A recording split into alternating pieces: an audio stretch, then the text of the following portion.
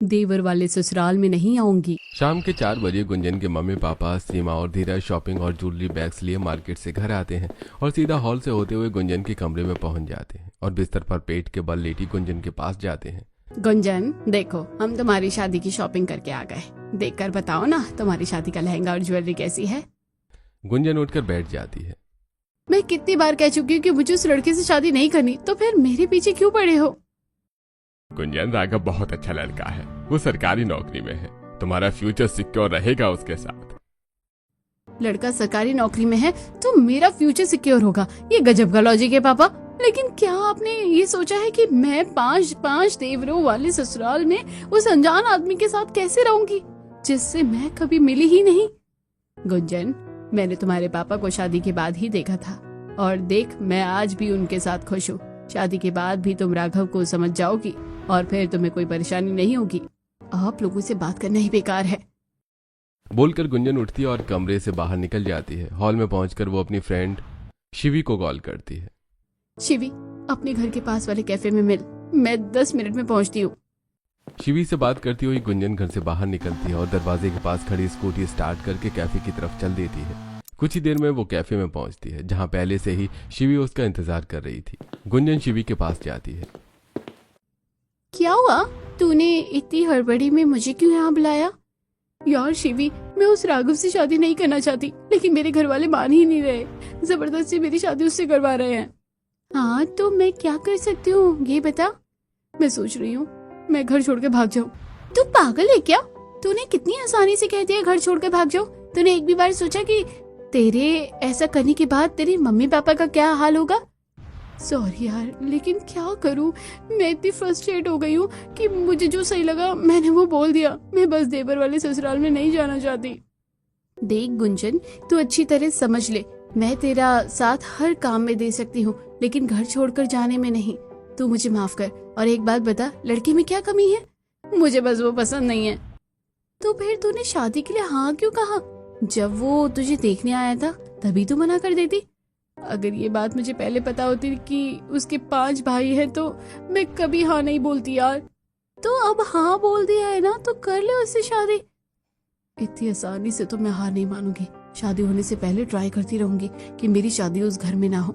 अच्छा ठीक है, अब मैं चलती हूँ। By the way, thanks for nothing. Shivi से निराश होकर गुंजन घर पहुंचती है और अपने रूम में जाकर देखती है बेड पर पड़े हुए शॉपिंग बैग्स।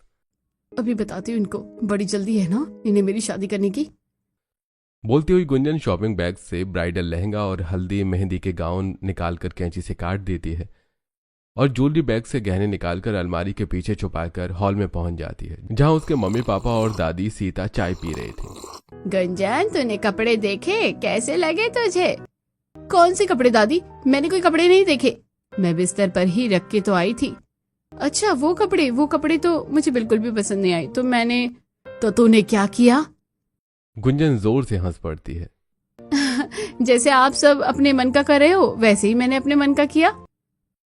गुंजन की बात सुनकर वो सभी गुंजन के कमरे में जाते हैं। गुंजन भी उनके पीछे जाती है। वो सभी फर्श पर बिखरे पड़े कटे कपड़े देखते हैं। गुंजन, कपड़े तो तूने काट दिए, लेकिन गहने कहाँ हैं? मुझे क्या पता, गहने मैंने नहीं देखे, शायद कोई चोर चोरी करके ले गया हो। मैं जानती हूँ ये तू सब क्यों कर रही है, लेकिन मैं भी तेरी दादी हूँ। मैंने तुझे पाल पोस कर बड़ा किया है, ना कि तूने मुझे।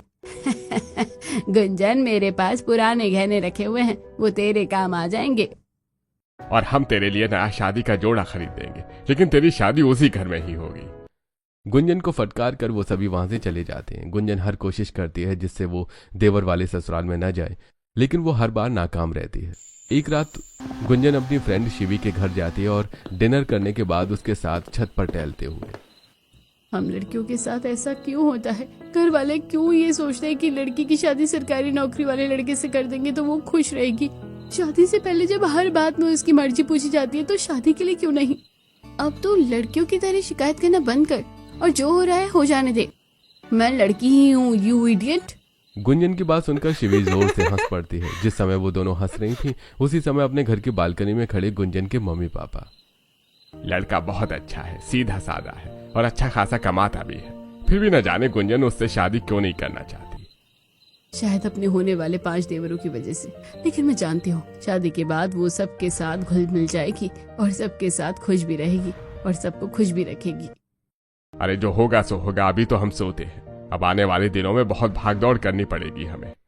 वो दोनों अपने कमरे में जाकर सो जाते हैं और अगले कुछ ही दिनों में वो दोनों फिर से गुंजन की शादी का जोड़ा ले आते हैं। शादी के लिए होटल बुक कर देते हैं और बाकी की सभी तैयारियां भी कर देते हैं। शादी से 4 दिन पहले जब गुंजन घर के बाहर खड़ी अपनी स्कूटी साफ कर रही थी, तभी उसके पड़ोसन विमला और सरिता उसे अपने अपने घर से देखती हैं और फिर बताओ कैसे माँ बाप है, सरकारी नौकरी के चक्कर में अपनी बेटी की शादी उस घर में कर रहे हैं जहाँ सिर्फ देवर ही देवर है, कोई औरत नहीं है। न जाने कैसे रहते होंगे वो लोग। ये सरकारी नौकरी वाले भी शादी करने से पहले ये नहीं सोचते कि लड़की उसे पसंद करती भी है या नहीं। वो किसी और से तो प्यार नहीं करती, वो तो बहुत सुंदर लड़की और मिलने वाले दहेज के चक्कर में शादी के लिए हाँ कर देते हैं। और फिर बस इसलिए मैं राघव से शादी नहीं करना चाहती, लेकिन मेरे घर वाले समझने को तैयार ही नहीं है। इमोशनल होकर गुंजन घर के अंदर चली जाती है और 4 दिनों बाद वो शादी के मंडप में दुल्हन के जोड़े में अपने दूल्हे राघव के साथ बैठी हुई पहली बार अपने 5 देवरों राहुल, राज, अमित, विजय और दीपक को फंकी और टपोरी लुक में देखती है।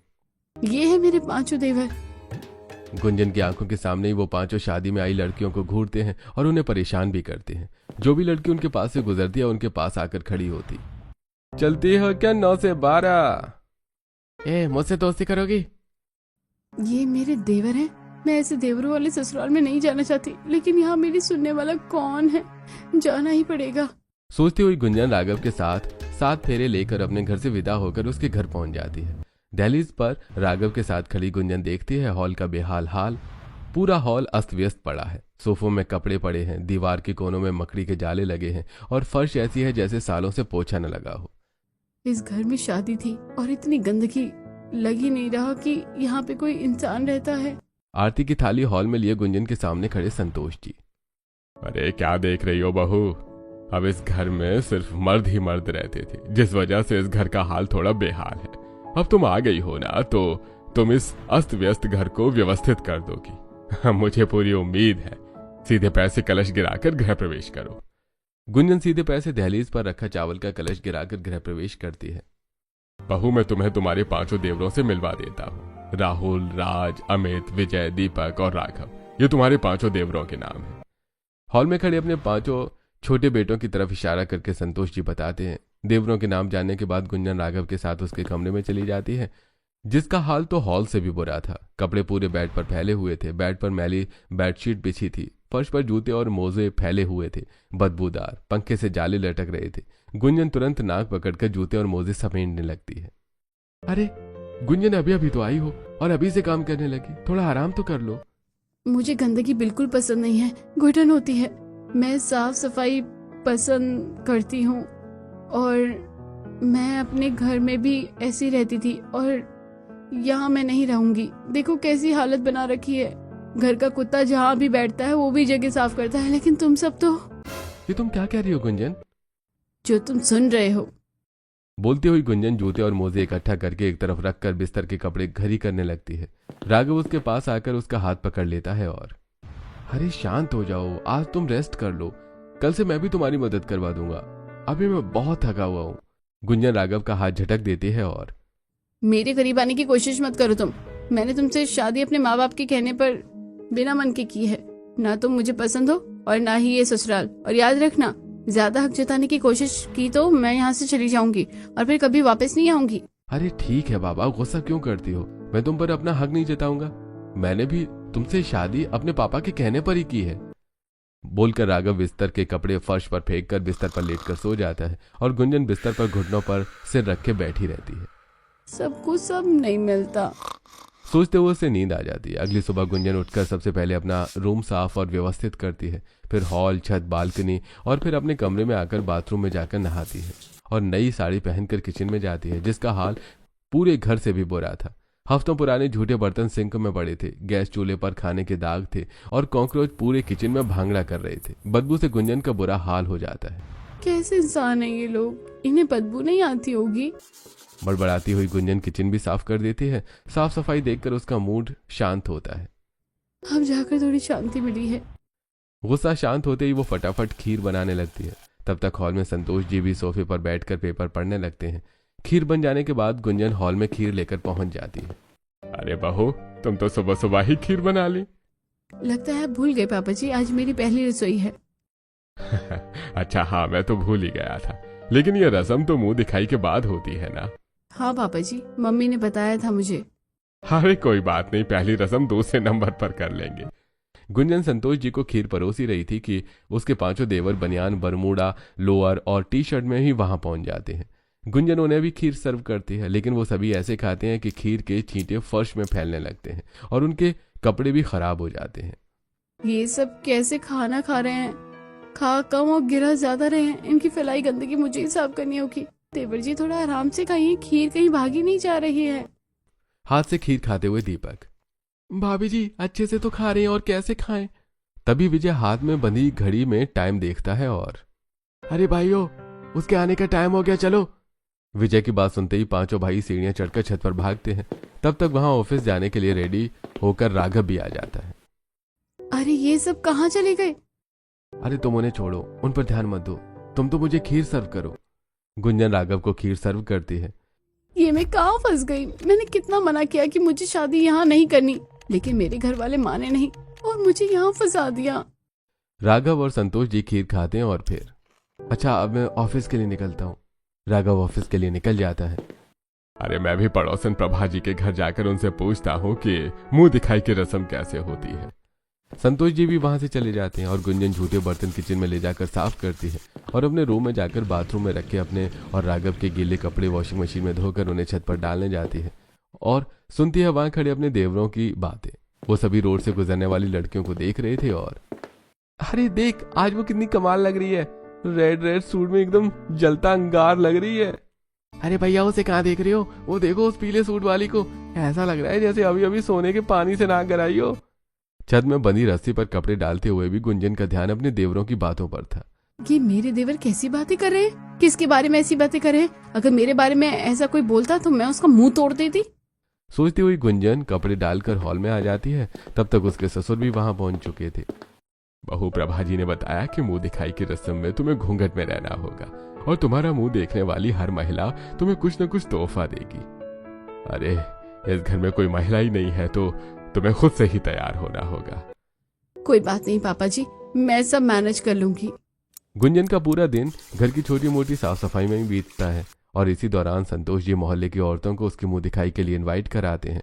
शाम होते ही गुंजन अपने कमरे में आईने के सामने खड़ी पिंक कलर की साड़ी पहने रेडी होती है और लंबा सा घूंघट किए कमरे से निकलकर हॉल में पहुंचने ही वाली होती है कि तभी सुनती है कि हॉल में खड़े अपने सभी देवरों और ससुर की बातें।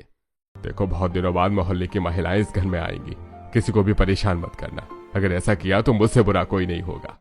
मेरे ससुर जी देवरों को ऐसा क्यों बोल रहे हैं? कहीं मेरे देवर छिछोरे तो नहीं है? लगता तो ऐसा ही है, तभी तो आज सुबह छत में खड़े होकर लड़कियों पर कमेंट पास कर रहे थे। संतोष जी की बात सुनकर गुंजन के पांचों देवर वहां से अपने कमरे में चले जाते हैं और गुंजन हॉल में पहुंच जाती है। कुछ देर बाद मोहल्ले की महिलाएं एक एक करके वहां आने लगती हैं और संतोष जी भी वहां से अपने कमरे में चले जाते हैं। तभी गुंजन देखती है कि उन महिलाओं में से गंगा घबराई हुई हॉल में इधर उधर देख रही है। गुंजन उसके पास जाती है और, क्या हुआ? आप इतनी घबराई हुई क्यों? आप मेरे घर में हो ना कि जंगल में? कहीं से भी शेर आकर तुम पर झपट पड़ेगा। जंगल में शेर से सामना करना आसान है, लेकिन तुम्हारे देवरों का सामना करना नहीं। आप ऐसा क्यों कह रही हैं? हम तुम्हें क्या बताएं गुंजन, कुछ दिनों बाद तुम खुद ही जान जाओगी अपने देवरों के बारे में। तभी गुंजन देखती है कि हॉल के कोने में छिपकर उसके सभी देवर हॉल में मौजूद सभी महिलाओं को घूर रहे हैं। मुंह दिखाई की रस्म पूरी होने के बाद सभी औरतें अपने घर में चली जाती हैं। गुंजन के सभी देवर उसके पास आते हैं। मोहल्ले की औरतें आप सबके बारे में क्या बोलती हैं, आपको पता भी है? हमें क्या करना है भाभी जी, कोई भी हमारे बारे में क्या सोचता है, हम तो अपनी मर्जी से रहते हैं, जिसे जो सोचना है सोचता रहे। वो पांचों वहां बाहर चले जाते हैं और गुंजन भी अपने कमरे में चली जाती है। अगली सुबह जब गुंजन नहाकर गीले बाल छत में खड़ी सुखा रही थी, तभी उसके पांचों देवर वहां आते हैं और अपने अपने काम में लग जाते हैं। मतलब सड़क से आती जाती हर एक लड़की को देखने लगते हैं। तभी गुंजन की नजर सामने वाली छत में खड़ी प्रभा पर पड़ती है, जो इशारा करके उसे अपने घर बुला रही थी। गुंजन बाल सुखाकर प्रभा के घर जाती है और हॉल में सोफे पर बैठी प्रभा से, आंटी जी आपने मुझे बुलाया, कोई जरूरी काम है? हाँ बहू, मैं तुम्हें सिर्फ ये बताना चाहती हूँ कि तुम अपने देवरों को ज्यादा मुंह मत लगाना, उनका नेचर अच्छा नहीं है। उन्हें पता नहीं कि औरतों के साथ कैसे बिहेव किया जाता है, उनका सम्मान कैसे किया जाता है। आंटी जी, मुझे तो पहले ही अंदाजा था। आपकी बात सुनकर मुझे यकीन भी हो गया। अब तो मैं उन्हें अपने आसपास भी नहीं भटकने दूंगी। हाँ, बिल्कुल भी मत भटकने देना। प्रभा से बात करके गुंजन अपने घर वापस आ जाती है। वो अपने देवरों के आसपास भी नहीं जाना चाहती थी, लेकिन उसी दिन जब वो किचन में जाकर रोटी सेकने के लिए आटा निकालती है तो आटा कम पड़ जाता है, तो उसे मजबूरन हॉल में बैठे अपने देवरों के पास जाना ही पड़ता है। आटा खत्म हो गया है, गेहूं पिसा कर ले आओ। भाभी जी, आपको क्या लगता है हम ये काम करेंगे? आप खुद ही जाओ और गेहूं पिसा कर लाओ। खाने के लिए सब तैयार हो जाते हैं, काम के लिए कोई तैयार नहीं होता। बड़बड़ाती हुई गुंजन किचन में जाकर दाल चावल बनाने लगती है। तब तक उसके पांचों देवर और ससुर डाइनिंग हॉल में जाकर लंच का इंतजार करने लगते हैं। कुछ ही देर में गुंजन वहां दाल चावल लेकर पहुंचती है और सबको सर्व करती है। अरे आज रोटी नहीं है, आज रोटी क्यों नहीं बनी? मैंने कहा था आटा खत्म हो गया है, गेहूं पिसा लाओ, तो क्यों नहीं गया कोई? तो भाभी तुमको ही जाना चाहिए था ना, और अगर नहीं जा सकती थी तो पापा को बोल देती। मुझे तो रोटी चाहिए बस, मैं नहीं जानता कुछ। अरे बेटा, अभी दाल चावल खा ले, मैं गेहूं पिसा लाऊंगा तो रात में जितनी चाहिए उतनी रोटी खा लेना। संतोष जी के समझाने पर वो सभी लंच करते हैं और अपने कमरे में चले जाते हैं। शाम को जब राघव ऑफिस से घर पहुंचता है तो रूम में गुंजन उससे अपने देवरों की शिकायत करती है। गुंजन, मैं तो घर पर रहता नहीं हूँ, तुम रहती हो तो अपने हिसाब से सब हैंडल करो। राघव की बात सुनकर गुंजन खामोश हो जाती है और खामोशी से देखती रहती है, अपने देवरों को पूरे घर को गंदा करते हुए। वो कुछ दिनों तक तो चुपचाप साफ सफाई करती रहती है, लेकिन फिर एक दिन जब वो हॉल में पोछा लगा रही थी तभी अपने मैले कपड़े लिए अमित वहां आता है और उसके सामने पटक कर, भाभी मेरे कपड़े धो देना। देवर जी, वॉशिंग मशीन रखी है, आपको सिर्फ एक बटन दबाना है और कपड़े धुल जाएंगे। भाभी आपके होते हो मुझे ये भी करने की क्या जरूरत है? मैं अभी जा रहा हूँ, शाम को मुझे कपड़े धुले हुए मिलने चाहिए। इतना बोलकर अमित वहां से चला जाता है और शाम को जब वापस आता है तो देखता है कि उसके कपड़े हॉल में ही पड़े हैं और गुंजन वहीं बैठी मटर छील रही है। भाभी तुम बहरी हो गई थी क्या? मैंने तुम्हें कहा था ना कि कपड़े धोकर रखना, लेकिन तुमने कपड़े क्यों नहीं धोए? मैं इस घर की बहू हूँ, नौकरानी नहीं। मेरे आने से पहले तुम खुद ही अपने कपड़े धोते रहे होंगे, तो अब भी खुद धो सकते हो। गुंजन की आवाज सुनकर संतोष जी और राघव हॉल में आ जाते हैं। अरे क्या हुआ बहू, तुम अमित पर गुस्सा क्यों कर रही हो? देखो ना पापा जी, ये खुद के कपड़े भी नहीं धो सकते। तुम धो देती तो क्या हो जाता? हाँ, एक अकेली ही तो रहती हूँ ना इस घर में, जो अकेली ही तुम सबके काम में करती रहूं। मैंने अपने देवर को कपड़े धोने को क्या कह दिया, पूरा घर मुझ पर टूट पड़ा। देख लेना, मैं इस घर से गई ना तो वापस नहीं आऊंगी। रोती हुई गुंजन अपने कमरे में चली जाती है। अरे बेवकूफ, रुला दिया ना बहू को, जाओ उससे माफी मांग। संतोष जी की बात मानकर राघव अपने कमरे में जाता है और बिस्तर में बैठी रो रही गुंजन के पास जाकर, हॉल में मैंने जो कुछ भी कहा उसके लिए मुझे माफ कर दो। किस बात की माफी? इस घर में सब जानवरों की तरह रहते हैं। मैं कुछ कहती हूँ तो कोई सुनता नहीं, उल्टा मुझ पर अपना हुक्म चलाता है। मैं नौकरानी नहीं हूँ, अभी भी कह रही हूँ सुधर जाओ, नहीं तो। ठीक है, मैं अपने भाइयों को समझा दूंगा कि वो अपने काम खुद करें, तुम्हें कुछ भी करने की ना बोले। इतना बोलकर राघव वहां से अपने भाइयों के कमरे में जाता है। देखो, तुम्हारी वजह से तुम्हारी भाभी परेशान होती है, तो कोशिश करो कि तुम्हारी वजह से उसे कोई परेशानी ना हो। अपना काम खुद करो, उसे कुछ भी करने को मत बोलो। और वैसे भी पूरे मोहल्ले में तुम सब बदनाम हो। अगर तुम्हारी भाभी घर छोड़कर चली गई ना तो लोग तरह तरह की बातें बनाने लगेंगे। ठीक है भैया, अब से हम उन्हें कुछ नहीं कहेंगे।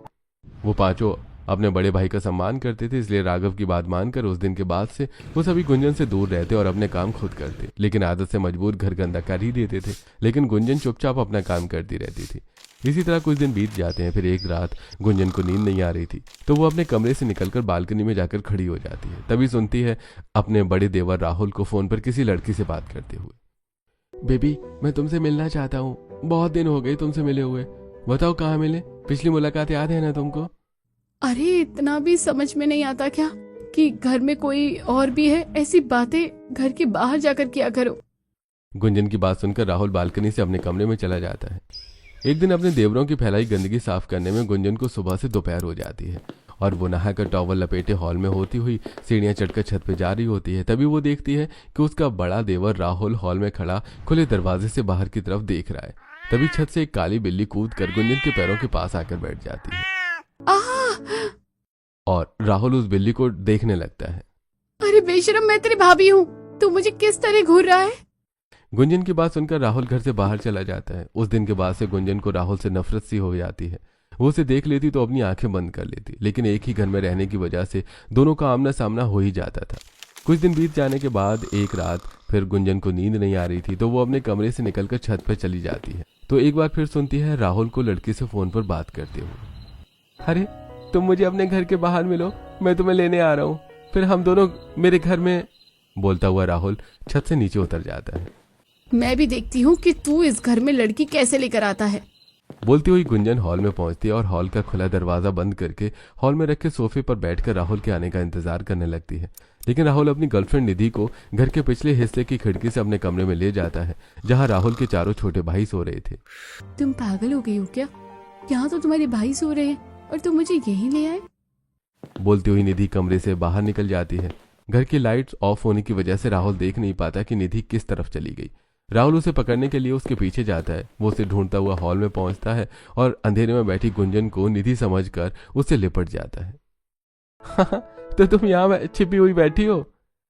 गुंजन राहुल को धक्का देकर खुद से दूर करती है और अरे बेशरम, मैं तेरी भाभी हूँ। मुझे पता था तेरी नीयत मुझ पर खराब है, लेकिन तू ऐसी हरकत करेगा मुझे इस बात की उम्मीद नहीं थी। अब मैं यहाँ एक पल भी नहीं रुकूंगी। मैं अभी अपने घर वालों को बुलाती हूँ और तेरी करतूत के बारे में बताती हूँ। गुंजन की आवाज सुनकर राहुल हॉल की लाइट्स ऑन करता है और उसे देखकर हैरान हो जाता है। गुंजन की आवाज सुनकर सभी घर वाले हॉल में इकट्ठा हो जाते हैं और मौका पाकर निधि वहां से रफू चक्कर हो जाती है। गुंजन अपने पापा को फोन करती है और पापा, आप अभी के अभी यहाँ हो, मैं कुछ नहीं जानती। बहू क्या हुआ, तुम इतने गुस्से में क्यों हो? गुंजन संतोष जी को बात का कोई जवाब नहीं देती, खामोश खड़ी दरवाजे की तरफ देखती रहती है। क्या हुआ गुंजन, कुछ तो बोलो। मुझसे मत पूछो, अपने भाई से पूछो उसने क्या किया है। भैया मुझसे बहुत बड़ी गलती हो गई। मैं निधि को रूम में लेकर आया था, लेकिन निधि रूम से बाहर आ गई। अंधेरा होने की वजह से मैं हॉल में बैठी भाभी को निधि समझ बैठा और उनसे लिपट गया। बस इसी बात से भाभी बहुत गुस्सा है। लेकिन गुंजन हॉल में इतनी रात को क्या कर रही थी? तब तक वहां गुंजन के पापा भी आ जाते हैं और गुंजन सबसे हॉल में बैठने का कारण बताती है और राहुल ने जो कुछ भी किया वो भी। पापा, मैंने आपसे कितना मना किया था कि मेरी शादी यहाँ मत करो, मुझे देवर वाले ससुराल में नहीं जाना, लेकिन फिर भी आप नहीं माने। और देखो मेरे साथ यहाँ क्या हो रहा है। मैं अब यहाँ एक पल भी नहीं रुक सकती। गुंजन ने राहुल के बारे में जो कुछ भी बताया ये जानकर। गुंजन, मैं खुद तुझे यहाँ एक भी सेकंड नहीं रुकने दे सकता। अरे समधी जी, आप मेरी बात तो सुनिए। भले ही मेरे बेटे जैसे भी हो, लेकिन उनकी नीयत अपनी भाभी के लिए खराब कभी नहीं हो सकती। अरे आपके बेटे ने इतना कुछ कर दिया, फिर भी आप उसी का पक्ष ले रहे हैं? बोलकर धीरज जी गुंजन को लेकर वहां से अपने घर चले जाते हैं और रात भर वो सभी खामोश हॉल में ही बैठे रहते हैं। सुबह होते ही, भैया मेरी बात का यकीन करो, मैंने भाभी को निधि के धोखे पकड़ा था। मुझे तुम पर पूरा भरोसा है, लेकिन गुंजन को नहीं। और अभी वो बहुत गुस्से में होगी, इसलिए अभी उसे कुछ भी समझाना ठीक नहीं होगा। समय बीतने दो, उसका गुस्सा शांत होने के बाद उसे समझाएंगे। भले ही राहुल की गलती की वजह से गुंजन अपने मायके चली गई थी, लेकिन जब तक वो ससुराल में थी तब तक किसी को उसकी अहमियत समझ में नहीं आई। लेकिन उसके जाने के बाद सब लोगों को एक बार फिर से खाना बनाना पड़ा, कपड़े धोने पड़े, घर की साफ सफाई करनी पड़ी। लेकिन फिर भी कुछ ही दिनों में घर की हालत पहले जैसी हो गई। एक दिन सभी मिलकर वो सभी हॉल में झाड़ू और पोछा लगा रहे थे। भैया हमें पता चल रहा है कि भाभी हर वक्त हम पर गुस्सा क्यों करती थी। घर को साफ रखने के लिए वो बहुत मेहनत करती थी और हम सब उनकी मेहनत पर पानी फेर देते थे। भैया अब तक जो भाभी जी का गुस्सा शांत हो गया होगा, अब तो वो मेरी बात समझेंगी ना। अब चलकर उन्हें मना लाते हैं। पहले मुझे समधी जी से बात करके उन्हें सारी बात समझाने दे, फिर बहू को लाने के बारे में सोचेंगे। संतोष जी तुरंत अपना फोन निकालकर धीरज जी को कॉल करते हैं और जिस दिन से गुंजन ससुराल आई थी उस दिन से लेकर उस रात तक जो कुछ भी हुआ वो सब डिटेल में उन्हें बता देते हैं। मैंने आपसे जो कुछ भी कहा हर एक बात सच है। मैं मानता हूँ मेरे बेटे से गलती हुई है, उसकी जो सजा बहू से देना चाहे दे सकती है, लेकिन मैं आपसे हाथ जोड़कर विनती करता हूँ, बहू को ससुराल भेज दीजिए। गुंजन अपने घर के हॉल में धीरज जी के बगल में बैठी फोन पर अपने ससुर की सारी बातें सुन रही थी। गुंजन धीरज जी से फोन ले लेती है और पापा जी, अब मैं देवर वाले ससुराल में नहीं जाऊंगी, बोलकर गुंजन फोन डिस्कनेक्ट कर देती है। उसकी मम्मी ने भी सारी बातें सुन ली थी। गुंजन, गलतियां सबसे होती हैं, लेकिन अगर कोई अपनी गलती मानकर माफी मांगे तो उसे माफ कर देना चाहिए। मैं अब ससुराल नहीं जाऊंगी। गुंजन वहां से उठकर अपने कमरे की तरफ चल देती है। कुछ दिनों तक जब गुंजन अपने मायके में रहती है तो पड़ोसी उसके बारे में तरह तरह की बातें करने लगते हैं, जो कि उसके घर वाले सुनते हैं। और फिर एक दिन हॉल में बैठी चाय के साथ कुकीज खा रही गुंजन से। गुंजन, देख अब तो पड़ोसी भी कैसी कैसी बातें करने लगे हैं। उनका कहना है कि जरूर गुंजन का कोई चक्कर होगा, इसलिए ससुराल छोड़कर मायके आ गई।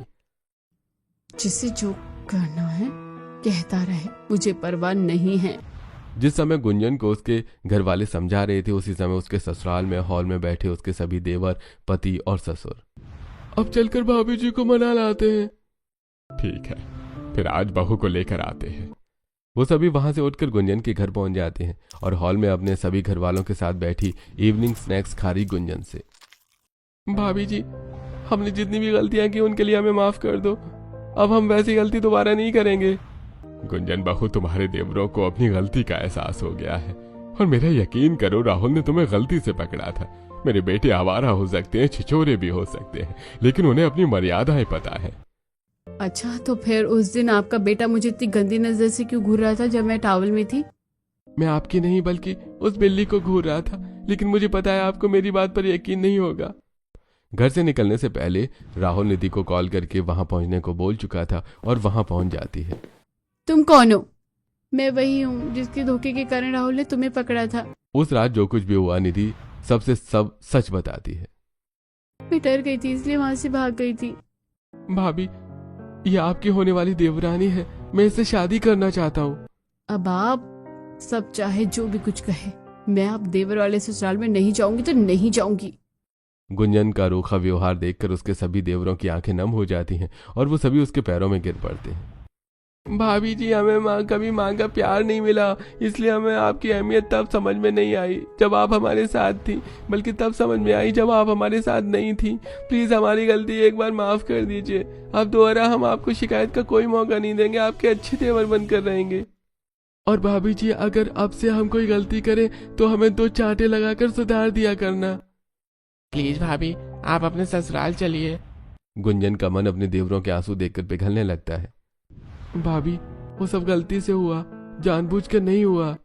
गुंजन देख, तेरे देवरों को अपनी गलती का एहसास हो गया है और वो तुझसे तेरे पैरों में गिरकर माफी मांग रहे हैं, लेकिन अगर तूने इन्हें माफ नहीं किया तो ये तेरी सबसे बड़ी गलती होगी। गुंजन अपने सभी देवरों को उठाती है और फिर, अगर आप सच में बदल गए हैं तो मैं एक ही शर्त पर वापस ससुराल जाऊंगी। हमें आपकी सारी शर्तें मंजूर हैं भाभी जी। आज से घर को साफ रखने की जिम्मेदारी आप सभी की होगी और आज के बाद आप में से कोई भी छत में खड़ा होकर लड़कियां नहीं ताड़ेगा। ओके भाभी जी, डन। जब उनकी बातें चल रही थी तब सीमा जी गुंजन के कमरे में जाकर उसका बैग पैक करने लगी थी।